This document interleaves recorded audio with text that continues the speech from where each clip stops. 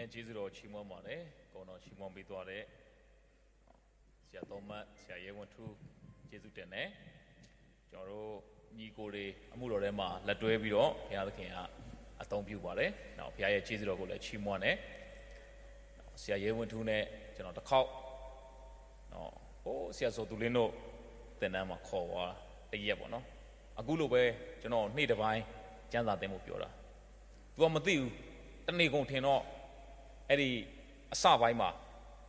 ဟို10နိုင်ကနေ तू စသက်သေခံလိုက်တာဟို12နိုင်ရောက်ပါကျွန်တော်တို့အချိန်9မိနစ်လောက်ကျန်လိုက်ရပါတယ်ငါ9မိနစ်ဟောမယ်ပေါ့နော်နိုင်ခွက်လောက်ကျန်တော့က तू အချိန်တက်ပြီးတော့ဟောတာပြီးလဲပြီးရောဆရာမြတ်နေရတော့နေ့လယ်ပိုင်းဆက်ဟောပါလိမ့်မယ်တဲ့အမှန်တော့ပြီးသွားပြီလားအဲ့ဒီနေ့ကျွန်တော်ဘာလုပ်ရလဲဆိုတော့ driver ပဲလုပ်လိုက်ရတယ်နော်ကားမောင်းပြီးလိုက်ပို့ရတယ်နော်ဒီနေ့ကတော့အဲ့လိုမဖြစ်တော့ဘူးနော်ကျေးဇူးတော်ကြီးပါနဲ့နော်အဲ့တော့ဆရာရဲဝင်းထူးနဲ့ကျွန်တော်မှတ်မိတယ်ဟိုးကျိုင်းတုံသွားတော့လိုက်အတိုင်းပဲ तू ကမပြောရင်လည်းမပြောတတ်သိခံပြီဆိုလဲနော်ဝิญဉ်တော်ပဲအလုပ်လုပ်လားမပြောတော့ဘူးနော်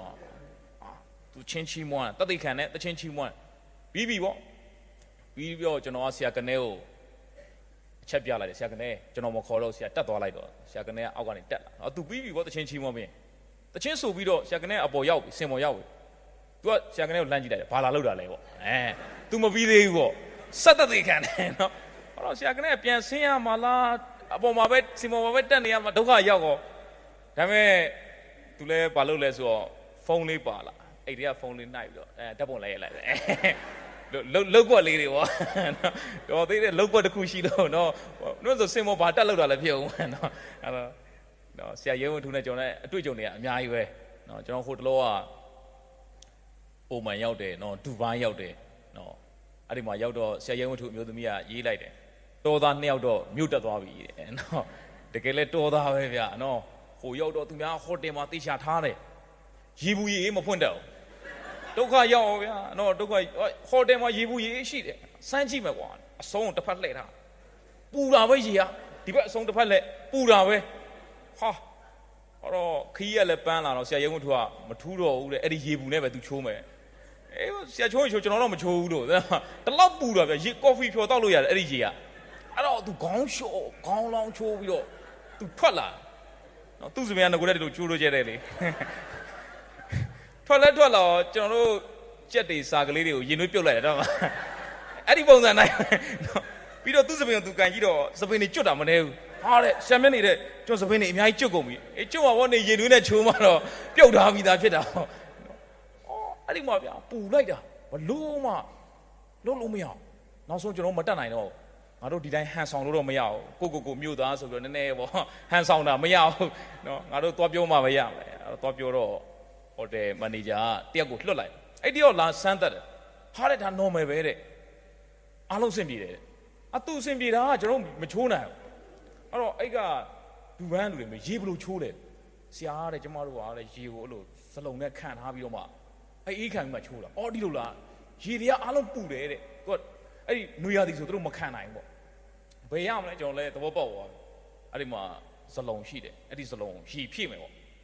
ဖြည့်ကျွန်တော်အဲ့စလုံးကအပေါက်ကပေါက်နော်အဲ့ဒီအပေါက်ကိုပိတ်ဖို့လိုက်ချတာမတွေ့ဘူးဟာဒီတစ်ခေါက်သွားပြောလဲမကောင်းတော့ကွာငါတို့တဲ့မှာ complaint တက်တာများဆိုမဖြစ်သေးပေါ့ကြွတ်တွေရှာပြီးအဲ့အပေါက်တော့ထိုးထည့်လာဘလို့မှလုံးလို့မရအောင်နောက်ဆုံးတော့ဘာလို့ရလဲဆိုတော့ဘေးစင်ကိုလေဘေးစင်အပေါက်လေးကိုပိတ်ပြီးတော့အဲ့ဘေးစင်မှာရေခံပြီးတစ်ခွက်ချင်းစီချိုးရတယ်နော်ဟာလ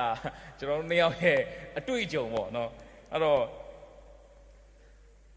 ့အဲ့ဒီမှာအိုမန်နဲ့ဒူဘိုင်းရောက်တဲ့ခါမှာကျွန်တော်အပင်တပင်သွားတွေ့တယ်ဗျအဲ့ဒီမှာအပင်မရှိဘူးဘယ်အပင်အများဆုံးတွေ့လဲဆိုတော့စွန်ပလုံပင်မှတွေ့တယ်အကျမ်းစာထဲမှာ62ခုမြောက်သောစာလံမှာဘုရားသခင်ကဖြောင့်မတ်တော်သူကိုဗာနဲ့နိုင်လဲဆိုတော့စွန်ပလုံပင်နဲ့နိုင်တယ်ဖြောင့်မတ်တော်သူကတဲ့စွန်ပလုံပင်ကဲ့သို့ပွင့်လန်းပြီးတော့တဲ့လေဗနုန်တောင်မှာအာရစ်ပင်ကဲ့သို့ကြီးပွားလိမ့်မယ်စွန်ပလုံပင်အကြောင်းကျွန်တော်ကြည့်တော့ဘာလို့ဖြောင့်မတ်တော်သူယုံကြည်သူစွန်ပလုံပင်နဲ့နိုင်တာလဲအဲ့တော့မှသဘောပေါက်သွားအဲ့ဒီစွန်ပလုံပင်အဲ့လောက်ပူတာဘာမှမဖြစ်ဘူးဒီပူတဲ့ကာလပြီးရင်တဲ့နောက်အေးတဲ့ကာလပြန်ရင်ဆိုင်ရမယ်တဲ့အဲ့ဒီအေးတဲ့ကာလကျရင်ဆရာတဲ့အနွေးတဲ့တောင်ဝေ့ရတာသူကဂန္ဓာရဆိုတော့ပူရင်လည်းအရန်ပူတယ်အေးလည်းအရန်အေးတယ်သဘောပေါက်သွားစွန်ပလုံပင်ဆိုတာလောကဓာတ်တရားကိုအခမ်းနိုင်ဆုံးသောအပင်ဖြစ်တယ် ဘလောက်ပူပူအဲ့ပင်မသေးဘူးဘလောက်အေးအေးအဲ့ဒီပင်မသေးဘူးလောကရန်တရားဆိုတာကပူခြင်းအေးခြင်းကောင်းခြင်းဆိုးခြင်းနှိမ့်ခြင်းမြင့်ခြင်းကျမ်းမာခြင်းမကျမ်းမာခြင်းနိုင်ငံရေးလူမှုရေးစီးပွားရေးအဆင်ပြေခြင်းမပြေခြင်းအေးချမ်းခြင်းမအေးချမ်းခြင်းအဲ့ဒီလောကရန်တရားဆိုတဲ့အရာကိုကျွန်တော်လောကမှာမလုပ်ရမလို့ဆိုတော့ကြုံတွေ့ရမှာဖြစ်တယ်ဒါကြောင့်မို့သခင်ရှုကပြောသင်တို့ဒီလောက၌ဆင်းရဲဒုက္ခကိုခံရကြလိမ့်မယ်မခံရဘူးလို့မပြောယုံကြည်သူဘုရားသားသမီးကကွက်ပြီးတော့လွတ်သွားလဲဆိုတာမဟုတ်ဘူးလောကရန်တရားလူတိုင်းမလုပ်ရမလဲခံရသို့တော်လည်းမစိုးရင်လည်းငါဒီလောကကိုအောင်ပြီဒါကြောင့်မို့ဘသူမှတော့ဘုရားသခင်ကျွန်တော်ယောဂဖြစ်စေပါလို့ဆုတောင်းတဲ့သူမရှိပါဘူးနော်ယောဂပျောက်စေဖို့ပဲဆုတောင်းဘုရားသခင်အခက်ခဲတွေကြုံစေပါလို့ဆုတောင်းတဲ့သူမရှိပါဘူးအခက်ခဲတွေမတွေ့ပါစေနဲ့မကြုံပါစေနဲ့လို့ဆုတောင်းတဲ့သူပဲရှိပါတယ်ဒါပေမဲ့မတွေ့ပါစေနဲ့လို့ဆုတောင်းလဲအခက်ခဲတွေမတွေ့ဘူးလားတွေ့တာပဲကျွန်တော်တို့ဘဝအသက်တာထဲမှာလောကမှာနေသူတွေလောကံတရားကိုယဉ်လွန်ဆန်လို့မရပါဘူးတချို့ကအစွဲလန်းတစ်ခုရှိတယ်ဖျားအတွက်ပိုစက်ကလေးလေးကိုမိသားစုမှာဒုက္ခရောက်လေးလေးအေးဝင်ကလေးထွက်ပြီလို့ထွက်မယ်လို့လုပ်လိုက်ရင်အနောက်မှာမလုပ်ပြီလေစာတန်နောက်ရှက်ပြီတော့ကျွန်တော်တို့ဒါဆွဲလန်းနေရတချို့ကြတော့ပြောင်းပြန်အလူငွေ10ဖို့ထို့မထည့်မင်းဘုရားသခင်ကဘာလုပ်ပြီလဲရိုက်ပြီးတန်ခတ်ပြီးအခုလို့စီးပွားရေးအဆင်မပြေတာငါဘုရားเจ้าမှမတက်လို့ဖြစ်မယ်ငါကျမ်းစာမဖတ်လို့ဖြစ်မယ်ငါအလူငွေမထည့်လို့ဖြစ်မယ်ဘုရားနဲ့မမှန်လို့ဖြစ်မယ်ကျွန်တော်တို့ရဲ့ဘဝအသက်တာထဲမှာတခုခုဆိုရင်ကျွန်တော်ရဲ့အတွေးခေါ်ရလေဖះအတွက်လုပ်ရင်လေဖះအတွက်လုပ်ရင်ဘာဘေးနဲ့မှမကြုံရတော့ဖះနဲ့မှန်လဲဘာဘေးနဲ့မှမကြုံရဘူးဆိုတော့အတွေးခေါ်ရှိတယ်တကယ်တော့လောကမှာနေသူဘေးဒုက္ခဆိုတာဘယ်သူမှလွန်ဆန်လို့မရပါဘူးဒါပေမဲ့ယုံကြည်သူဖះသားသမီးကဒါဆိုဘာထူးလဲယုံကြည်သူလက်ဒီလိုလောကရန်တရားမှုန်တိုင်းကြုံရရင်ထူးပါတယ်စွန်ပလွန်ပင်လိုပဲအဲ့ဒီလောကရန်တရားကိုအောင်မြင်ပြီးတော့အဲ့ဒီစွန်ပလွန်ပင်ကျွန်တော်လိုက်ကြည့်တော့လေအပင်တိုင်းမှာအသီးရှိတယ်လောကရန်တရားကိုခံနိုင်ုံမကသူများတော့ဘာလုပ်ပေးလဲအသီးပါသီးပေးတယ်အဲ့ဒါယုံကြည်သူဖျားသားသမီးရဲ့အတ္တအစစ်မှန်ဖြစ်တယ်ဘေးဒုက္ခမကြုံတဲ့တတ်တာမဟုတ်တော့ဘေးအန္တရာယ်တွေကြားထဲနှိုက်ပင်လင်းမပြိုလဲသွားတဲ့အတ္တဒါကြောင့်မို့သခင်ရှုကဒီနေ့တမန်ကျမ်းစာသင်ကြားခြင်းရဲ့အဓိကချက်ကလည်းနော်ငါစကားကိုနားထောင်တော်သူသည်လုံခြုံစွာနေ၍ဘေးကိုမကြောက်ပဲငြိမ်ဝတ်လိမ့်မယ်သခင်ရှုကပြောလဲအကျဉ်သူသည်ငါဟောပြောသောဤစကားကိုကြား၍နားထောင်နေဘာနဲ့တူလဲကြောက်ပေါ်မှာအိမ်ကိုစောက်တဲ့သူနဲ့တူတယ်အကျဉ်သူဟာငါဟောပြောသောစကားကိုကြားတယ်ဒါပေမဲ့နားမထောင်ဘာနဲ့တူလဲသဲပေါ်မှာအိမ်စောက်တဲ့သူနဲ့တူတယ်အဲ့ဒီနှစ်အိမ်စလုံးကြောက်ပေါ်မှာစောက်တဲ့အိမ်ရောသဲပေါ်မှာစောက်တဲ့အိမ်ရောဘာခံရလဲမုန်တိုင်းတန်ခံရတယ်ကြည့်နော်ဖျားစကားကိုနားထောင်လို့မုန်တိုင်းနဲ့မခံရတော့ဘူးမဟုတ်ဘူးနော်ဘေးလွတ်သွားတာမို့နော်အဲ့ဒီဘုရားစကားကိုနားထောင်နေရင်းနဲ့ဘာခံရလဲမုန်တိုင်းတန်ခံရတယ်ဘာထူးလဲကွာဘုရားစကားနားထောင်လဲမုန်တိုင်းထူးပါတယ်ဒါပေမဲ့အဲ့ဒီမုန်တိုင်းထဲမှာအဲ့ဒီလူကဘာမလုပ်လဲထိုအိမ်သည်မပြိုမလဲဘဝအတ္တထဲမှာမုန်တိုင်းနဲ့စစ်ဆေးခြင်းတွေလာတဲ့ခါမှာဘုရားစကားကိုနားထောင်နေသူကဘာမလုပ်သွားဘူးလဲမပြိုလဲသွားအောင်စိတ်မပြတ်သွားအောင်သူ့ကိုစိတ်ပြတ်အောင်ဘာမှလုပ်လို့မရအောင်အဲ့ဒီအတ္တဖြစ်တယ်ပေါ်လုံးနဲ့သီလာတို့ဘုရားအတွက်လုံနေရင်းနဲ့နတ်ဝင်တဲ့အမျိုးသမီးတယောက်ကိုနတ်ဆိုးနှင်ထုတ်လိုက်တာသူ့ရဲ့ပိုင်ရှင်ကလှုပ်ရှားလို့မရတော့လှုပ်ရှားလို့မရအောင်ရုံးသွားတိုင်တော့ရုံးကရိုက်တာမသွေးတွေထွက်ပြီးတော့နောက်ဆုံးသူတို့ထောင်ထဲမှာလှောင်ထားလိုက်လက်မှာတန်ကြိုးခတ်ထားတယ်ခြေထောက်မှာလည်းခတ်ထားတယ်ထောင်တကားလည်းပိတ်ထားတယ်မှောင်ပိတ်အတိဖုံးလွှမ်းနေတဲ့အဲ့ဒီထောင်ထဲမှာပေါ်လူနဲ့သီလာတို့ဘာလုပ်နေလဲချီးမွမ်းနေတယ်ပထနာပြုပြီးတော့ချီးမွမ်းဘယ်အချိန်လဲသကောင်ရံချိန်လို့ကျမ်းစာရေးတယ်သကောင်ရံအချိန်မှာညီးတွားနေရမယ်ဆိုတာဘာလုပ်နေလဲအစင်ပြေလို့ချီးမွမ်းတာမဟုတ်တော့အရိုက်မခံရလို့သွေးတွေဘာကြီးမထွက်ဘူးဖျားမှုတော့ဆောင်ရင်းနဲ့အားလုံးโอเคအစင်ပြေနေလို့ချီးမွမ်းတာမဟုတ်ထောင်ထဲရောက်နေပြီမဲ့ဘာလုပ်နေရလဲအဲ့ဒါယုံကြည်သူဖျားသားသမီးရဲ့အသက်တာဖြစ်တယ်ဘေးအန္တရာယ်မကြုံတဲ့အသက်တာမဟုတ်ဘေးအန္တရာယ်ကြားထဲနိုင်ပင်လင်ချီးမွမ်းနိုင်တဲ့အသက်တာဖြစ်တယ်မိကုန်းတစ်ခုမေးကြည့်မယ်ပေါ်လူနဲ့သီလာတို့ဘာလို့ထောင်ထဲမှာချီးမွမ်းတာလဲထောင်ထဲကလွတ်ချင်လို့လားလုံးဝမဟုတ်ပါဘူးကျမ်းစာကိုဖတ်ကြည့်တဲ့အခါမှာထောင်တကားတွေပွင့်သွားတယ်သူတို့ထွက်ပြေးတာထောင်ထဲကလွတ်ချင်လို့ဆိုရင်တော့ကျင်းသေးတယ်ထွက်ပြေးရအောင်ထောင်မူးလာတဲ့အခါမှာထောင်မူးမင်းကိုဘာမလုပ်ပါနဲ့ငါတို့ဒီမှာရှိတယ်တယောက်မှမပြေးဘူး ဒါဆိုရင်သူတို့ကထောင်ထဲကလွတ်ချင်လို့ချီးမွမ်းတာမဟုတ်ဘူးသူတို့ဘာလုပ်ပြီးသားလွတ်မြောက်နေလို့ချီးမွမ်းတာဖြစ်တယ်ယုံကြည်သူဘုရားသားသမီးကဆင်းရဲတဲ့အခြေအနေကနေချမ်းသာသွားဖို့နိုင်တဲ့အခြေအနေကနေမြင့်သွားဖို့ဘုရားကိုကိုးကွယ်နေတာမဟုတ်ဘူးကျွန်တော်တို့ရဲ့ဖြစ်ခြင်းကိုကျွန်တော်ကကြွယ်ဝတော်သူဖြစ်ပြီးသားလွတ်မြောက်တော်သူဖြစ်ပြီးသားကျွန်တော်တိုင်းနဲ့တိုင်းတာမှုမှားနေလို့ကျွန်တော်ကကြွယ်ဝတော်သူဆိုရင်ဗန်ထဲမှာပတ်စံဘယ်လောက်ရှိတယ်တော့တိုင်းလိုက်တာမြေကွက်ဘယ်နှကွက်ပိုင်လဲဆိုတာနဲ့တော့တိုင်းလိုက်တာကုမ္ပဏီရှိလား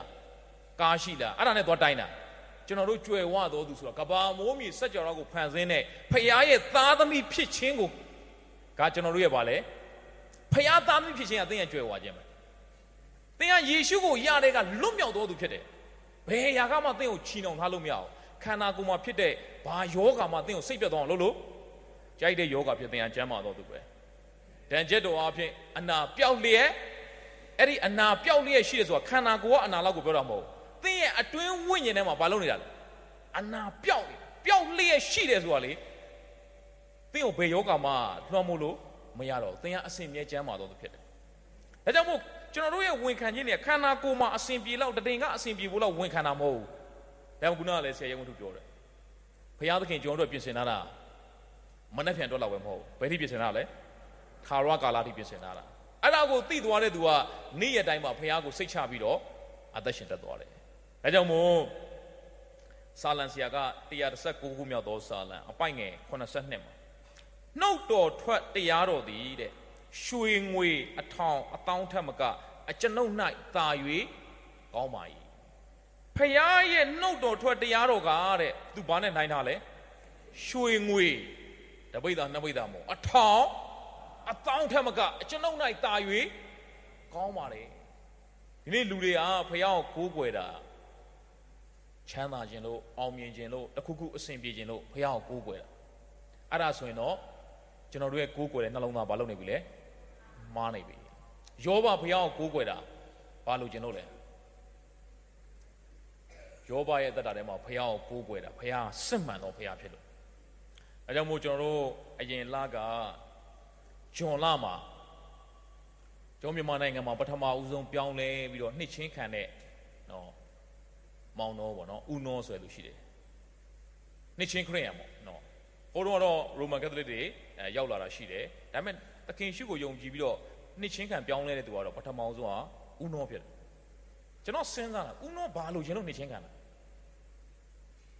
တစ်ဖောင်ချတဲ့အလုပ်ကနေတန်ဃာတဲ့ဘဝကနေလွတ်မြောက်ခြင်းလို့လားယခုဘဝအစဉ်ပြေခြင်းလို့လားကျွန်တော်ခရစ်ယာန်တော်များကယခုဘဝကောင်းစားရေးအတွက်ဘုရားကိုကိုးကွယ်တာများပါတယ်ဦးနောကယခုဘဝကောင်းစားရေးမဟုတ်သူ့ချိန်ကာလမှာယေရှုကိုယုံလိုက်ရင်တော့ဘုရင်ရဲ့အမျက်တော်ရှပြီးတော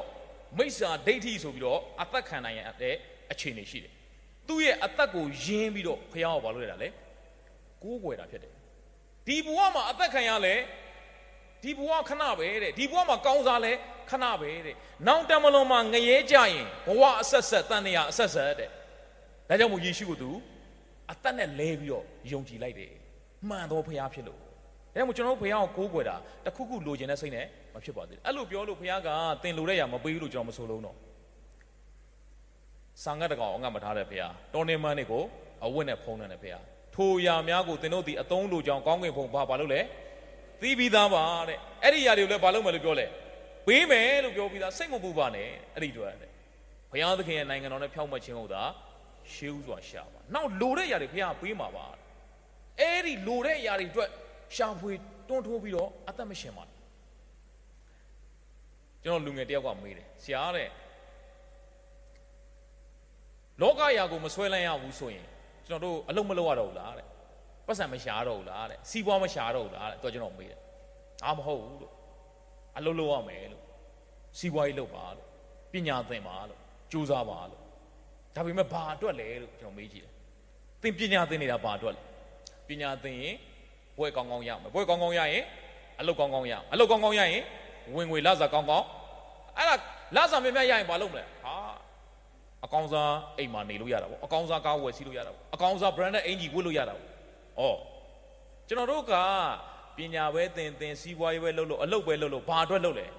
လောကစီးစိမ်ခံစားဖို့အတွက်ကျွန်တော်ကအလုပ်လုပ်တာဖြစ်တယ်အလုပ်လုပ်တာမမအောင်ဖခင်ပြင်းတဲ့သူမကြိုက်ပြင်းတဲ့သူတော့မှဖခင်သခင်မှာပြောလဲပရက်စိတ်ထံမှာပညာသွားသင်ပါပရက်စိတ်ကဟို မိုးတွင်းနဲ့ဆောင်းတွင်းကာလအတွက်ຫນွေကာလမှာသူ့အစားအစာကိုတူထားတယ်ဖယားသခင်ကလှုပ်ဆောင်တဲ့သူအသုံးပြုတာဖြစ်တယ်ဒါပေမဲ့လှုပ်ရတဲ့ရည်ရွယ်ချက်ပါလေကျွန်တော်တို့အရောက်စီတိုင်းဖယားသခင်ကမတူညီတဲ့နေရာမှာထားတယ်ကျွန်တော်တို့လိုကျမ်းစာသင်မှစင်ပေါ်မှာဥဆောင်မှဖယားအလုပ်လုပ်တာမဟုတ်ပါဘူးသင်ရှိတဲ့နေရာမှာသင်ကသူများအိမ်မှာပဲအိမ်ပေါ်လှုပ်လှုပ်နှိမ့်နေမြင့်နေမရှိပါဘူးသင်ကသူများအိမ်မှာပဲဝေယဝိဆာသွားလှုပ်ပေးရလှုပ်ပေးရဝန်ထမ်းပဲလှုပ်လှုပ်အောက်ခြေသိန်းအလုပ်ကိုပဲလှုပ်ရလှုပ်ရသင်ကကုမ္ပဏီဝန်ထမ်းပဲဖြစ်ဖြစ်မန်နေဂျာပဲဖြစ်ဖြစ်တထေးပဲဖြစ်ဖြစ်ဘာပဲလှုပ်လို့ဖယားဘုန်းတော်အတွက်လှုပ်တော်သူဖြစ်ပါစေသင်ပညာသင်ရင်လည်းဖယားဘုန်းတော်အတွက်ဖြစ်ပါစေအလုပ်လုပ်ရင်လည်းဖယားဘုန်းတော်အတွက်ဖြစ်ပါစေဖယားဘုန်းတော်ဆိုတာသေတက်တဲ့ကျွန်တော်တို့ရဲ့ကိုယ်ခန္ဓာမှာဖယားရဲ့အသက်ရှင်ခြင်းကထင်ရှားတာလူတွေကကျွန်တော်တို့ကြည့်ပြီးတော့အသက်ရှင်တဲ့ဖယားကိုဘာလို့လာဖို့မြင်လာဖို့အဲ့ဒါဖယားဘုန်းတော်ထင်ရှားတယ်လို့ခေါ်တယ်ဒါကြောင့်မို့သင်အလုပ်လုပ်ရတဲ့ရည်ရွယ်ချက်ကဘာအတွက်လဲဖယားဘုန်းတော်အတွက်ဖြစ်တယ်အဲ့ဒီနေရာမှာဖယားအသင်ကိုခွဲခံထားတယ်သင်ပညာသင်ရတဲ့ရည်ရွယ်ချက်သင်ရဲ့တငယ်ချင်းအပေါင်းအသင်းတွေကြားထဲမှာဖယားဘုန်းတော်ထင်ရှားဖို့သင်အားဖြင့်အသက်ရှင်တဲ့ဖယားကိုလူတွေသိဖို့ဖြစ်တယ်ဒါကြောင့်မို့ကျွန်တော်တို့အသက်ရှင်ရတဲ့ရည်ရွယ်ချက်ကိုသိသွားရင်လေပေါ့ပါပဲဝင်မလေးတော့မပင်ပန်းတော့ကိုယ့်ရဲ့အသက်ရှင်ခြင်းကကိုယ်ဝင်ထုတ်တော့မဟုတ်တော့ဘသူရဲ့ဝင်ကိုထမ်းတာဖြစ်တော့ခရစ်တော်ရဲ့ဝင်ကိုထမ်းတာဖြစ်တယ်ဒါကြောင့်မို့သခင်ရှုကဝင်လေး၍ပင်ပန်းသောသူပေါင်းတို့ငါထံသို့လာကြလောငါသည်အဲ့ဒီဝင်လေးတဲ့သူမင်းဝင်တော့တွေချထားလိုက်တဲ့မင်းဝင်မင်းဖြစ်ချင်တဲ့အရာနဲ့အသက်မရှင်နဲ့ဒါကြောင့်ယုံကြည်သူဘုရားသားသမီးဆိုတာကိုဖြစ်ချင်တာတော့အသက်ရှင်ရတာမဟုတ်ကိုလိုဆန္ဒတော့အသက်ရှင်ရတာမဟုတ်ကျွန်တော်တို့ကကျမ်းစာဖတ်တဲ့အခါမှာနှလုံးသားမှားရင်အကုန်မှားတယ်နော်နှလုံးသားမှားရင်ကျမ်းစာဖတ်တဲ့အခါမှာဘာနဲ့ပဲမြင်လဲဆိုတော့ဇာတိသဘောနဲ့ပဲမြင်သခင်ယေရှုကပြစ်ဒဇာနဲ့လည်းပေါင်းလို့ရတယ်အခွန်ခံနဲ့လည်းပေါင်းလို့ရတယ်အောက်ခြေလူဒန်းစားတန်ဃာတွေနဲ့လည်းပေါင်းလို့ရတယ်သခင်ယေရှုကလူတိုင်းနဲ့တဲ့အောင်ပေါင်းလို့ရတယ်ဒါပေမဲ့တချို့သောအဖွဲ့တွေသခင်ယေရှုနဲ့အဆင်မပြေဘူးဖာရိရှဲတို့ကျမ်းပြူဆရာတို့ဇဒုကဲတို့ယေဘရဟိတ်တို့အဲ့ဒီဘာသာရေးခေါင်းဆောင်တော်တော်များများနဲ့သခင်ယေရှုနဲ့အဆင်မပြေဘူးသခင်ယေရှုကလည်း၃နှစ်ခွဲလေးအမှုတော်ဆောင်တာအပေါင်းအသင်းတော်တော်ညံ့တာပဲသခင်ယေရှုအပေါင်းအသင်းညံ့တာမဟုတ်ပါဘူးနော်သခင်ယေရှုတဲ့အောင်မပေါင်းတတ်တာမဟုတ်ဒီလူတွေရဲ့နှလုံးသားကဘာလို့လဲမှားယွင်းနေတာအဲ့ဒီလူတွေရဲ့ကျမ်းစာမဖတ်တာမဟုတ်တော့စုမတောင်းတာမဟုတ်တော့အစာမရှောင်တာမဟုတ်တော့ပြည့်ညက်တရားကိုမကျင့်တာမဟုတ်တော့လောက်တယ်ဒါပေမဲ့ဘာမှားနေတာလဲနှလုံးသားမှားတဲ့အခါမှာဖျားလောက်ခိုင်းတာနဲ့သူတို့လောက်တာနဲ့ကတလွဲစီဖြစ်တယ်လောက်တော့လုံနေတာပဲဖျားအလိုတော်လမ်းနဲ့ဘာလုပ်နေလဲလွဲချော်နေတယ်ကျမ်းစာကိုဖတ်တဲ့အခါမှာလေတဲ့အနက်မှားယွင်းဆိုတာအနက်ဘာလို့လဲပြန်နေကျွန်တော်တို့ဇာတိသဘောနဲ့ကျမ်းစာဖတ်ရင်ကျမ်းစာအနက်တွေကမှားကုန်ဒါကြောင့်ကျမ်းစာဖတ်တဲ့အခါမှာဇာတိသဘောနဲ့ဖတ်လို့မရဘူး။တန်ရှင်းသောဝိညာဉ်တော်ရဲ့ဖွင့်ပြခြင်းဟာအင်မတန်ရေးကြီးတယ်။ဒါကြောင့်မို့ဝိညာဉ်တော်ရဲ့ဖွင့်ပြခြင်းဟာတမန်ကျမ်းစာပေါ်မှာပဲဖွင့်ပြတယ်နော်။တမန်ကျမ်းစာနဲ့လွဲပြီးတော့ဝိညာဉ်တော်ကအလုံးမလုံး။ဒါကြောင့်မို့တန်ရှင်းသောဝိညာဉ်တော်ကိုအမိပြုတ်ပြီးတော့ကျမ်းစာကိုအသင်ဖတ်တတ်ဖို့အင်မတန်အရေးကြီးပါတယ်။တရားဟောချက်တစ်ခုဆရာတယောက်ရဲ့ဩဝါဒတစ်ခုတချို့ကဒီလိုပြောတယ်ဒီဆရာလည်းတစ်မျိုးဟောဟိုဆရာလည်းတစ်မျိုးဟောယုံကြည်သူတွေကဘယ်သူနောက်လိုက်ရမှာမသိဘူးတဲ့ဘယ်ဆရာနောက်လိုက်ရမှာဆရာနောက်လိုက်ဖို့မဟုတ်ပါဘူးဘယ်သူနောက်လိုက်ဖို့လဲခရစ်တော်နောက်လိုက်ဖို့ဖြစ်တယ်ဆရာတွေရဲ့ဩဝါဒနောက်လိုက်ဖို့မဟုတ်ဘူးတမန်တရားနောက်လိုက်ဖို့လို့တယ်ဒါကြောင့်ဘေရိမြို့သားတွေကတဲ့မှန်လားမမှန်လားသိကျင်တဲ့အခါမှာအာယုံခံတာမဟုတ်တော့အာယုံခံတာမဟုတ်မှန်လားမမှန်လားသိကျင်တဲ့အခါဘာကိုကြည့်တယ်လဲကျမ်းစာကိုစစ်စစ်ကြည့်တယ်ကျမ်းစာကိုမဖတ်မှတော့ကျွန်တော်တို့ဘယ်လိုလို့မှန်လားမမှန်လားဘယ်လိုလို့ခွဲခြားတတ်မှာလဲကျမ်းစာကိုဖတ်တဲ့အခါမှာလဲ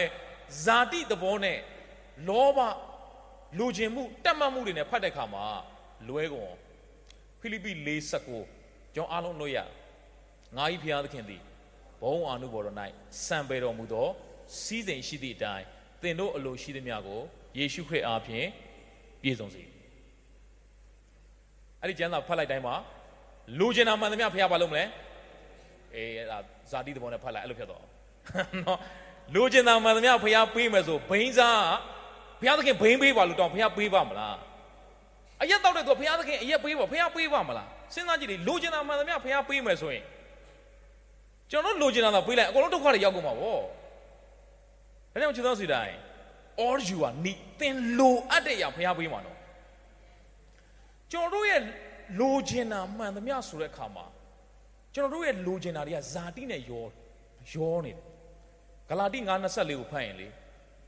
ဇာတိအလိုဆန္ဒတွေအပေါ်မှာသိသွားတယ်သလားလက်ဝါးကတိုင်မှာသိသွားပြီအဲ့ဒီကျမ်းပိုင်းနှစ်ခုကိုမတွဲမိရင်လိုချင်တာမှန်သမျှဖျားပေးမယ်ယုံကြည်ခြင်းနဲ့တောင်းတာတောင်းဆိုသွားအောင်ပါ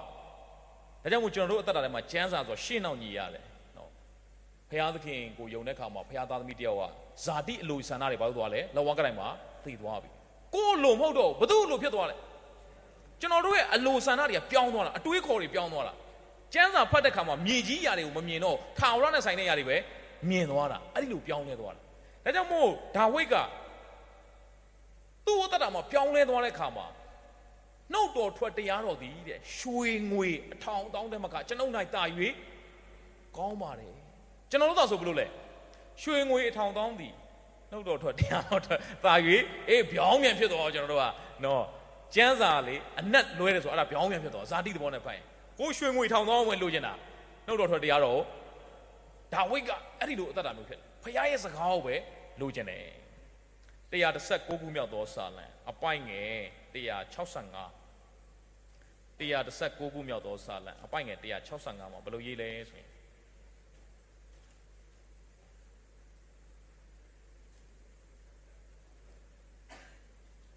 ဒီနေ့သင်တန်းရဲ့အဓိကအချက်နဲ့လည်းကိုက်တဲ့ကျမ်းပိုက်ဖြစ်တယ်119ခုမြောက်သောစာလံအပိုင်ငယ်165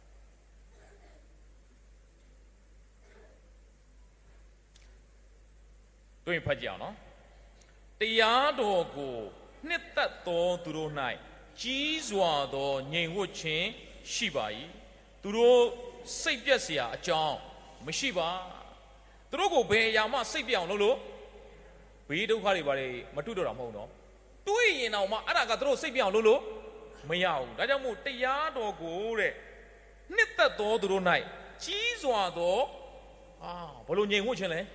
ကြီးစွာသောငြိမ်ဝှက်ခြင်းဖခင်ရဲ့နှုတ်ကပတ်တရားတော်ကိုနှစ်သက်တော်သူဒါကြောင့်မို့ဆာလံဆရာဒါဝိဒ်ကသူ့ဘဝအသက်တာထဲမှာဘယင်ဖြစ်ပေမဲ့အဲ့ဒီဘယင်ရဲ့ဘုံစည်းစိမ်တွေကိုနှစ်သက်တာမဟုတ်ဘာအောင်နှစ်သက်တာလဲဖခင်နှုတ်ကပတ်တော်နှစ်သက်တာဒါကြောင့်မို့သူပြောတယ်တတိုင်းတော်အတွင်းမှာနေရသောတရက်ကတဲ့အခြားသောအရက်မှာနေရသောအရက်တစ်ထောင်ထက်တာ၍ကောင်းပါရဲ့မကောင်းသောသူတို့၏နေရာ၌နေရသောအခွင့်ထက်ကျွန်ုပ်၏ဖခင်သခင်အိမ်တော်၌တကားဆောက်အရာကိုကျွန်ုပ်တာ၍နှစ်သက်ပါ၏ဖခင်ရဲ့မျက်မှောက်တော်ထဲမှာနေရတာကိုသူဘာလုပ်လဲပိုနှစ်သက်တယ်ကျွန်တော်တို့ကအာဗြဟံအကြောင်းဖတ်ရင်အာဗြဟံရဲ့သိုးတွေနွားတွေကြွယ်ဝတဲ့အကြောင်းကိုပဲစိတ်ဝင်စားတယ်အာဗြဟံရဲ့နှလုံးသားဖခင်ကိုချစ်တဲ့နှလုံးသားဖခင်စကားကိုနားထောင်တတ်တဲ့နှလုံးသားဖခင်စကားအတိုင်းအသက်ရှင်တဲ့နှလုံးသားမျိုးကျွန်တော်ကအဲ့ဒါကိုမယူဘူးဘာပဲယူလဲဟိုကောင်းကြီးမင်္ဂလာတွေပဲရဖို့ယောသက်အကြောင်းကျွန်တော်ကကြည့်လို့ရှိရင်ဘာလို့ယူတာများလဲယောသက်ကိုဘုရားခင်ဘာလုပ်တဲ့အကြောင်းချီးမြှောက်တဲ့အကြောင်းမှန်ပါတယ်ဘုရားသခင်ချီးမြှောက်နိုင်ပါတယ်ဒါပေမဲ့ကျွန်တော်တို့ဘာယူသင့်တာလဲအဲ့ဒီယောသက်ရဲ့နှလုံးသားဖခင်အလောက်တောင်ချီးမြှောက်တာတောင်မှအဲ့ဒီအေဂုတုကိုမဆွဲလန်းဘူးကျွန်တော်တော်အံ့ဩပါသူဒီကနေ့မှာဣသရေလလူမျိုးတွေခေါ်ပြီးတော့သူကမှားတယ်အချိန်ကြရင်တဲ့ဘုရားသခင်ကမင်းတို့ကိုဒီအေဂုတုကနေခါနန်ပြည်ကိုပို့ဆောင်လိုက်မယ်အဲ့ဒီကြရင်တဲ့ငါအယိုးတွေကိုတည်သွားပေးပါအေဂုတုမှာဘာမလုပ်ခဲ့ပါနဲ့ကျွန်တော်တို့သာဆိုရင်တော့မင်းတို့သားသမီးတွေကိုနော်မွေးကလေးကယောသက်အကြောင်းကိုသင်ပေးနော်ငါယောသက်ဟာအေဂုတုမှာဘာလုပ်ခဲ့လဲဘယင်ငံဖြစ်ခဲ့တယ်ဒီမှာကျွန်ဘွားနဲ့ရောက်လာပြီမဲ့ငါအကြောင်းမင်းတို့သင်ပေးငါရဲ့နာမည်တွေကိုမင်းတို့အိမ်တွေမှာကတ်ထားငါဓာတ်ပုံတွေကတ်ထားကျွန်တော်တို့သာဆိုရင်ဒီလိုမှတ်တမ်းတင်ခိုင်းပါယောသက်ကဒီအေဂုတုမှာငါရဲ့ရုပ်ထုမပြောနဲ့ငါရဲ့နာမည်မပြောနဲ့ငါရဲ့ဓာတ်ပုံမပြောနဲ့ငါအယိုးတော်ဘုံမှာမထားခဲ့နဲ့အေဂုတုမှာမထားခဲ့နဲ့အေဂုတုမှာချီးမြှောက်ခြင်းခံရပြီမဲ့အေဂုတုကိုမဆွဲလန်းတဲ့နှလုံးသားအဲ့ဒါကိုအတုယူရမှာဒါဝိဒ်ဖခင်သခင်ဟိုးတော်သားနော်ဒါကြောင့်မို့ဆရာရင်ဝတ္ထုနဲ့ကျွန်တော်တို့တော်သားကောင်းတယ်ဗျနော်တော်သားဖခင်ချီးမြှောက်တယ်ဘာလို့ဒါဝိဒ်လည်းတော်သားပဲဟောတော်ထဲမှာနေတာသူ့ကြောင့်နော်ဗတ္တိဇံဆရာယောဟန်တော်သားပဲနော်တော်ထဲမှာနေတယ်တဲ့ပြားရည်နဲ့ကြိုင်းကောင်ကိုစားတယ်နော်တော်သားတွေဖခင်ချီးမြှောက်တယ်နော်သခင်ရှုလည်းအမှုတော်မဆောင်ခင်ပဲသွားလေတောရက်သွားတယ်တဲ့နော်အဲ့တော့ဒါဝိဒ်ရဲ့အသက်တာဟိုးတောတွေကတိုးချောင်းသားဘဝကနေဖခင်ဘယင်ဖြစ်ချီးမြှောက်တယ်ကျွန်တော်တို့ကအဲ့ဒါကိုလေ အနှိမ့်ဆုံးကနေဖခင်အမြင့်ဆုံးအဲ့ဒါကိုပဲခွန်အားရတာဒါဝိရဲ့နှလုံးသားကြတော့အတုမြူတော့ဒါဝိနှလုံးသားကလေဖခင်စကားကိုလွန်ဆန်ပြီးလုပ်ခဲ့တာတခုမှမရှိဘူးသူဇာတိသဘောကြောင့်မှားသွားရင်တော့ဖခင်စီပြန်တိုးဝင်တယ်သူဖြစ်တယ်ဒါကြောင့်တမန်ကျမ်းစာထဲမှာသခင်ရှုပြီးရင်နာမည်အများဆုံးဖော်ပြခြင်းခံရတဲ့သူကဒါဝိပဲဓမ္မသစ်ကာလတော်မှာသခင်ရှုကိုဘယ်လိုပြောလဲဒါဝိသားတော်ယေရှုတဲ့ကျွန်တော်ကဒီလိုသုံးရင်ပုံမကောင်းလားလို့အာဗြဟံရဲ့သားယေရှုပေါ့နော်အဲ့ဒါဆိုနည်းနည်းပုံမကောင်းလားဘာလို့ဒါဝိရဲ့သားလို့သွားသုံးရတာအံ့ဩစရာကောင်းတော့ဒါဝိကိုဘုရားသခင်ချီးမြှောက်တဲ့ခါမှာသားစိန်မြေဆက်အထောင်တောင်းတိုင်အောင်ဘုရားချီးမြှောက်ခဲ့တယ်ဆိုအကြောင်းတွေ့ရအဲ့ဒါကလေဒါဝိကဘုရားစကားတိုင်းအသက်ရှင်လို့ဖြစ်တယ်ဒါကြောင့်ငါစကားကိုနားထောင်တော်သူသည်လုံခြုံစွာနေ၍ဘေးကိုမကြောက်ပဲညင်ဝိုးလိမ့်မယ်ဒါဝိရဲ့အသက်တာထဲမှာရှောလူလိုက်သက်တဲ့ခါမှာသူထွက်ပြေးတယ်တဲ့ကျမ်းစာမှာရှောလူကတကယ်သူစစ်သူရဲနေနဲ့လိုက်တာဒါဝိကိုမတွေ့ဘူးတဲ့ဒါဝိအပုံကောင်းလို့လားရှောလူရှာတာညံ့လို့လားမဟုတ်ပါဘူးဘယ်သူကွယ်ကာထားလို့လဲဖះကွယ်ကာထားလို့ဖြစ်တယ်ဒါကြောင့်လုံခြုံစွာဖះကွယ်ကာထားတယ်ဆိုတဲ့အကြောင်းတွေ့ရဆရာရန်ကုန်ထုနဲ့ကျွန်တော်လည်းအဲ့ဒါလေးပြောမိတယ်နော်ဒါဝိရဲ့အသက်တာထဲမှာအင်မတန်လှုပ်ချင်တဲ့အလုပ်တစ်ခုရှိတယ်အဲ့ဒါဘာလဲဆိုဗိမာန်တော်စောက်ချင်တယ်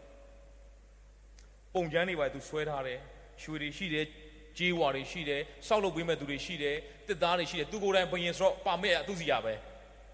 1 2 3ဆိုတာစောက်လို့ရတယ်ဒါဘုရားသခင်မှာပြောလဲမင်းမဆောင်နဲ့မင်းလက်ကသွေးဆွန်းထားတယ်မင်းရဲ့သားရှောလမုန်ပဲဘာလို့ခိုင်းမလဲစောက်ခိုင်းရကျွန်တော်တို့သာဆိုဘုရားသခင်ဒါကောင်းတဲ့အလုပ်လုပ်တာပဲကျွန်တော်လက်ထက်မှာဒါလေးဂမီးတင်သွားရင်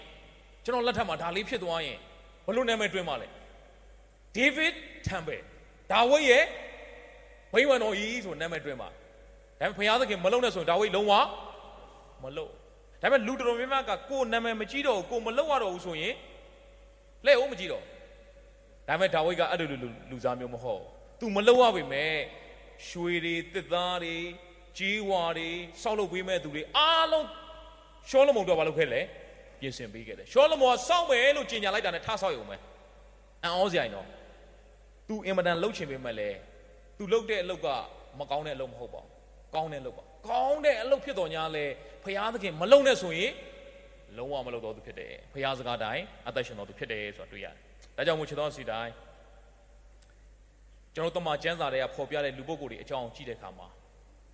သူတို့ရဲ့နှလုံးသားကိုစိတ်ဝင်စားဖို့အင်မတန်အရေးကြီးတယ်မာရိနဲ့မာသအကြောင်းကြည့်တဲ့အခါမှာမာရိကသခင်ရှုရဲ့ခြေရင်းတော်နားမှာနှုတ်ကပတ်တော်နားထောင်တယ်မာသကတော့ဘာလုပ်နေလဲဆို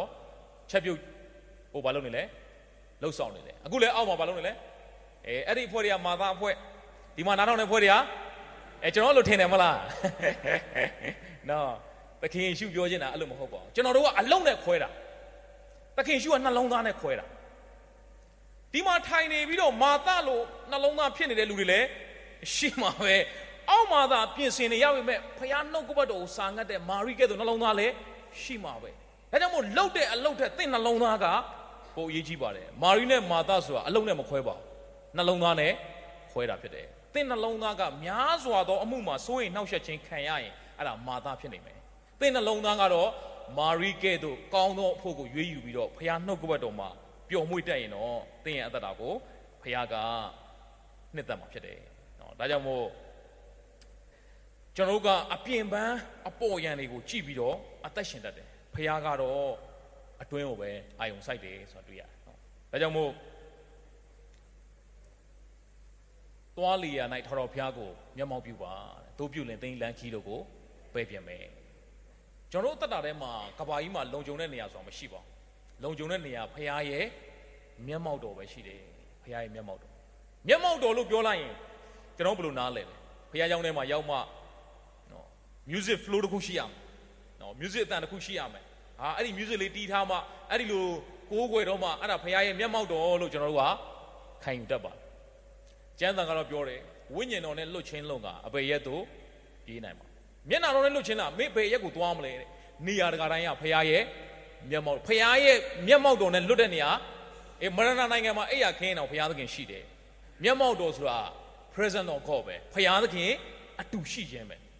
ဘုရားသခင်ကနေရာတကာတိုင်းမှာရှိတယ်သင်ဘက်ကမျက်မှောက်ပြုဖို့ပဲလို့ဒါကြောင့်မို့သွားလီယာ၌ခါတော်ဘုရားကိုမျက်မှောက်ပြုပါသင်ဒီကနေပြန်ပြီးတော့ကားစင်းရင်လည်းဘုရားကိုမျက်မှောက်ပြုပါ ဖခင်သခင်နဲ့တွာလာဖို့အင်မတန်ရေးကြည့်ပါတယ်ဒါကြောင့်မျက်မှောက်တော်ဆိုတာ music flow တစ်ခုနဲ့တိဆောက်ထားလို့မရအောင်အကယ်၍ music တစ်ခုနဲ့တိဆောက်ထားရင်နားမကြားတဲ့သူတွေအတွက်ဘယ်လိုသွားလို့အဲ့ဒီလူတွေကမျက်မှောက်တော်မခံစားတော့ဘူးလားဖခင်သခင်ကလူတိုင်းအတွက်ဖြစ်တယ်နော်ဒါကြောင့်မို့ကျွန်တော်တို့ရဲ့အသက်တာမှာကျွန်တော်ကအပြင်ပန်းကိုအရန်ဦးစားပေးတတ်တယ်နောက်တစ်ခုကဝိညာဉ်တော်အတူရှိခြင်းရဲ့တတ်သိဖခင်သခင်ကျွန်တော်နဲ့ဘာလုပ်နေရလဲအတူရှိနေတ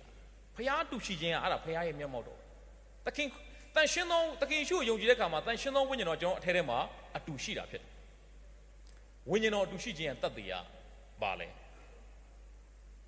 ဲဝိညာဉ်တော်အတူရှိခြင်းရဲ့တတ်သိကိုတချို့ကဘယ်လိုပြောလိုက်ဆိုအခြားသောဘာစကားပြောခြင်းလို့ပြောလိုက်နော်အဲ့တော့ဝိညာဉ်တော်အတူရှိခြင်းရဲ့တတ်သိကအခြားသောဘာစကားပြောခြင်းမဟုတ်အခြားသောဘာစကားပြောခြင်းကစုကျေးဇူးတစ်ခုပဲဖြစ်တယ်ဆိုတော့တွေ့ရဝိညာဉ်တော်အတူရှိခြင်းရဲ့တတ်သိကဝိညာဉ်အသီးပြီးခြင်းပဲတန်ရှင်းသောဝိညာဉ်တော်ရှိရင်သင်တဲ့တိုင်းမှာထူးခြားမှုရှိရမယ်ဝိညာဉ်အသီးတွေပြီးရမှာဖြစ်တယ်အခြားသောဘာသာစကားလို့ဆိုတဲ့အခါမှာလည်းအဲ့ဒါကရတဲ့သူရှိရင်ပြောရမယ်သူကစုကျေးဇူးပဲဖြစ်တယ်မရတဲ့သူကလည်းဘာမှဝမ်းနည်းစရာအကြောင်းမရှိပါဘူးဖခင်သခင်တယောက်တယောက်မတူညီတဲ့စုကျေးဇူးတွေပေါ့ထားလဲပေးတာဒါပေမဲ့အခြားသောဘာစကားကိုလောက်ယူပြောလို့မရအောင်နော်လောက်ယူပြောလို့မရဘူးသင်ပေးလို့လည်းလုံးဝမရဝိညာဉ်တော်စကားဖြစ်တယ်လူစကားမဟုတ်ဒါအောင်နားလည်ဖို့အင်မတန်ရေးကြည့်ပါဒါကြောင့်မို့ဝိညာဉ်တော်ရှိခြင်းရဲ့တတ်တရားအခြားသောဘာစကားပြောခြင်းဆိုရင်စကားမပြောတတ်တဲ့လူတွေအတွက်အဲ့ဒါခတ်ပြီအဲ့ဒါမမှန်တော့ဝိညာဉ်တော်ရှိခြင်းရဲ့တတ်တရားဝိညာဉ်အသီးပြီးခြင်းမှဖြစ်တယ်နမိတ်လက္ခဏာမြင်တိုင်းလူတွေပြောင်းလဲတာမဟုတ်ဘူးနော်နမိတ်လက္ခဏာမြင်တိုင်းပြောင်းလဲမယ်ဆိုရင်တော့နံပါတ်1ပြောင်းလဲမယ်သူကဘာလို့လဲသလားဖာရောပြင်ပဲနမိတ်လက္ခဏာဘယ်နှမျိုးတော့မြင်လဲ10မျိုးတော့မြင်တယ်နမိတ်လက္ခဏာမြင်တိုင်းမပြောင်းလဲပေါ့နမိတ်လက္ခဏာမြင်မှပြောင်းလဲမယ်ဆိုရင်တော့မျက်စိမမြင်တဲ့သူတွေအတွက်ခတ်ပြီဒါကြောင့်နှုတ်ကပတ်တော်ဆိုတာအားလုံးတော့မှန်နေရမယ်ဒါကြောင့်မို့သင်ကိုယ်တိုင်တမန်တရားကိုကြည့်ပြီးတော့နှုတ်ကပတ်တော်တိုင်းအသက်ရှင်တတ်ဖို့အရေးကြီးတယ်ဖခင်သခင်ရဲ့မျက်မှောက်တော်ကသင်အတွက်အလုံးစုံဆုံးဖြစ်တယ်အဲ့ဒီမျက်မှောက်တော်ဆိုတာကဖခင်အတူရှိခြင်းပဲဒါကြောင့်သွားလေရမှာထောက်ထောက်ဖခင်ကိုမျက်မှောက်ပြုပါဖခင်ရဲ့မျက်မှောက်တော်ထဲမှာနေတတ်ပါစေကျွန်တော်တို့တမိုင်းမှာဘုန်းတော်ကြီးတစ်ပါးရှိခဲ့ဘူးလေသူကစာအုပ်တုပ်ရေးတယ် The Presence of God ဖခင်ရဲ့မျက်မှောက်တော်ဆိုတဲ့အကြောင်းသူ့နာမည်က Brother Lauren လို့ခေါ်တယ်သူကကျမ်းစာကြောင်းဆင်းတော့တခြားဘုန်းတော်ကြီးတွေလိုပဲသူကဒီကိုပစ်မှာနော်ဥဆောင်ရမယ်ပေါ့လေတနီအပြန်လန်ဖတ်ရမယ်ဒါမှမဟုတ်လည်းဆူတောင်းခြင်းကိုဥဆောင်ရမယ်ဒါမှမဟုတ်ဒေသနာဝင်ငှားရမယ်ဒါမှမဟုတ်ချီးမွမ်းခြင်းကိုဥဆောင်ရမယ်သူကအဲ့လိုထင်တာကျမ်းစာကြောင်းလဲဆင်းပြီးတော့သူ့အပေါ်မှာခန့်လဲဆိုတော့ထမင်းသွားချက်တယ်ဟာတော့ထမင်းချက်ဆိုတော့စိတ်ဆိုးတာငါကျမ်းစာကြောင်းတက်တာငါဖရားအတွက်လှုပ်ချင်လို့ तू ကဖရားအတွက်လှုပ်တယ်ဆိုတာအဲ့ဒီစင်ပေါ်မှာလှုပ်မှာဖရားအတွက်လို့ तू ကထင်တာအောက်မှာလှုပ်တာတွေကဖရားအတွက်မဟုတ်နေ့စဉ်အသက်ရှင်နေတာဖရားအတွက်မဟုတ်အဲ့လိုမျိုးခံယူတာဒါပေမဲ့တနေ့မှာဖရားသခင်သူ့စကားပြောတယ်လောရင်နဲ့မင်းရှိတဲ့နေရာမှာငါရှိတယ်အဲ့ဒီမင်းလှုပ်နေတဲ့အလုပ်ထဲမှာငါ့ကိုကိုးကွယ်တတ်ပါစေဟာ तू နှလုံးသားပြောင်းသွားတယ်အလုပ်မပြောင်းတော့ထမင်းချက်တဲ့အလုပ်ကိုပဲဆက်လုပ်တယ်ဘာပြောင်းသွားလဲနှလုံးသားပြောင်းသွားတယ်မာရီနဲ့မာသားဆိုတာအလုပ်နဲ့ခွဲတာမဟုတ်ပါဘူးနှလုံးသားနဲ့ခွဲတာဖြစ်တယ်ဒါကြောင့်မို့နှလုံးသားပြောင်းသွားပြီးတော့ကျမ်းစာကြောင်းမှာရှိတဲ့လူတွေအတွက်ထမင်းကြော်ရင် तू ကအိုးငါဝိညာဉ်ထာတော်ဖျောင်းအောင်ကောင်းကြီးပြီလို့ငါကြီးထဲမှာရှိသမျှတို့တန်ရှင်းတော့ကျမ်းပိုက်တွေရုပ်ပြီးတော့ကျုပ်တစ်လုံးကြော်လိုက်တယ်မှာ hallelujah praise the lord amen တော့ကျုပ်ကြော်တိုင်းမှာဖခင်သခင်ကိုချီးမွမ်းနေတာတနေ့ကျတော့ပုပ်ရဟန်းမင်းကအဲ့ဒီသတင်းကိုကြားတယ်ကြားပြီးတော့အဲ့ဒီကြောင်ရောက်ဟာအားလုံးကပြပြသလဲဖြစ်တယ်ပုံရမ်းမိလားဆိုတော့ဖျက်ချောင်းနဲ့လာမလားဘာလို့ပေးရမလဲဟာမဟုတ်ဘူးတဲ့ငါဖျက်ချောင်းနဲ့လာတာမဟုတ်တဲ့ငါအဲ့ဒီထမင်းချက်တဲ့နေရာသွားမယ် brother Lauren ထမင်းချက်တဲ့ तू သွားချောင်းကြည့်တယ် brother Lauren က hallelujah praise the lord amen ဘုံငါဝိညာဉ်ထာတော်ဖျောင်းကောင်းကြီးပေးလို့ငါကြီးထမင်းကြော်လိုက်ကြော်လိုက်ဟာ तू ရှိတဲ့နေရာမှာဘုရားသခင်ရှိနေတကယ်ဆိုဟာအဲ့ဒီနေရာမှာခံစားရတယ်ဘုရားရဲ့မျက်မှောက်တော်ကိုခံစားရတယ်ဒါကြောင့်ချစ်တော်စီတိုင်းဖခင်ရဲ့မျက်မှောက်တော်ကသင်တို့အလုံးကြုံဆုံးဖြစ်တယ်သင်ရှိတဲ့နေရာမှာဖခင်ကိုကိုးကွယ်တတ်ပါစေသင်ရှိတဲ့နေရာမှာသင်လုပ်တဲ့အလုပ်မှာဖခင်နှုတ်ကပတ်တော်တိုင်းအသက်ရှင်တတ်ပါစေမာရိကဲ့သို့ကောင်းသောအရာကိုရွေးယူတတ်တော်သူဖြစ်ပါစေဒီနေ့လောကကြီးမှာတည်မြဲတဲ့အရာဘာတစ်ခုမှမရှိပါဘူးကောင်းကင်နဲ့မြေကြီးမတည်တော်လဲငါစကားတည်လိမ့်မယ်တည်မြဲတဲ့အရာကဖခင်ရဲ့စကားဖြစ်တယ်ဒါကြောင့်မို့တရားတော်ကိုနှစ်သက်ပြီးတော့အဲ့ဒီတရားတော်ဘုရားရဲ့စကားတော်တိုင်းအသက်ရှင်တော်သူတို့၌ကြီးစွာသောငြိမ်သက်ခြင်း ရှိတယ်အဲ့ဒီငြိမ်သက်ခြင်းကဘာဒုက္ခမှမကြုံတဲ့ငြိမ်သက်ခြင်းမဟုတ်ဒုက္ခတွေကြားတဲ့၌ပင်လင်မပြိုမလဲသွားတဲ့ကြောက်ပေါ်မှာစောက်တဲ့အိမ်ကဲ့သို့ငြိမ်သက်ပြီးတော့အသက်ရှင်နိုင်မှာဖြစ်တယ်ဒါကြောင့်မို့နေ့ရက်ရှင်တိုင်းမှာဘုရားစကားကိုနှစ်သက်ပြီးတော့အသက်ရှင်တော်သူများဖြစ်ပါသည်ဘုရားစကားတိုင်းအသက်ရှင်တော်သူများဖြစ်ပါသည်တရားတော်၌မှုလျော်၍တရားတော်ကိုနေညမပြတ်ဆင်ခြင်အောင်မေ့တော်သူသည်မြင်္ဂလာရှိတော်သူဖြစ်တယ်သင်ရဲ့အင်ကြီးကသင်ကိုမြင်္ဂလာရှိစေတာမဟုတ်ပါဘူးသင်နေတဲ့အိမ်ကသင်ကိုမြင်္ဂလာရှိစေတာမဟုတ်သင်ရဲ့အစားအစာကသင်ကိုမြင်္ဂလာရှိစေတာမဟုတ်ပါဘူးသင်ရဲ့အထဲမှာရှိတဲ့သခင်ယေရှုခရစ်တော်ဘုရားနဲ့အသက်ရှင်ပြီးတော့အဲ့ဒီဘုရားရဲ့နှုတ်ကပတ်တော်စကားကိုနေညမပြတ်ဆင်ခြင်အောင်မေ့ခြင်းကသင်ရဲ့အသက်တာကိုဘာဖြစ်စေတာလဲမြင်္ဂလာရှိစေတာဖြစ်တယ်ဒါကြောင့်မို့ရွှေငွေအထောင်တောင်းထက်မကဘုရားနှုတ်ကပတ်တော်ကိုတန်ဖိုးထားတော်သူဖြစ်ပါသည်တရားတော်ကိုနှစ်သက်ပြီးတော့တရားတော်အတိုင်းအသက်ရှင်ခြင်းအပြင်ဘဝအသက်တာထဲမှာဘလို့လောကရန်တရားတွေပဲရင်ဆိုင်ရပါစေမပြိုမလဲသွားတဲ့ကြောက်ပေါ်မှာစောက်တော်အိမ်ကဲ့သို့အသက်ရှင်နိုင်တော်သူများဖြစ်စေမယ့်ကြောင်းဝင်ငှပါတယ်အားလုံးပေါ်မှာဖျားရှင်ကောင်းကြီးပေးပါစေအာမင်